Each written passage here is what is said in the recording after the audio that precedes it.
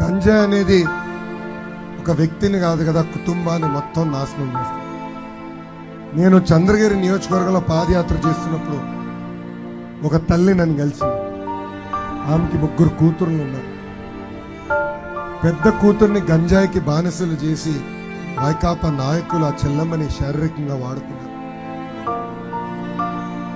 ఆ రోజు ఆ తల్లి వచ్చి నన్ను కలిసి ఒకే ఒక మాట్లాడింది, అన్నా నాకు ఇంకొక 2 కూతురు ఉన్నారు, ఈ పాపని గంజాయి మొత్తం నుంచి బయటికి తీసుకురావాలి, నాకు సహాయం చేయండి, ఆసుపత్రికి పంపించండి, నేను బయటికి తీసుకొస్తాను, మీరు ఒకవేళ సహాయం చేయలేకపోతే ఆమెను నేను చంపేస్తాను, ఎందుకంటే ఆమె వల్ల 2 కూతురు పాడవకూడదు అని ఆమె. చూడండి అమ్మా, తూర్పుగోదావరి జిల్లా ఎక్కడ, చిత్తూరు జిల్లా ఎక్కడ, ఇక్కడ ఒక ఎమ్మెల్సీ ఒక పనికిమాల ఎదవ అనంతబాబు గంజాయి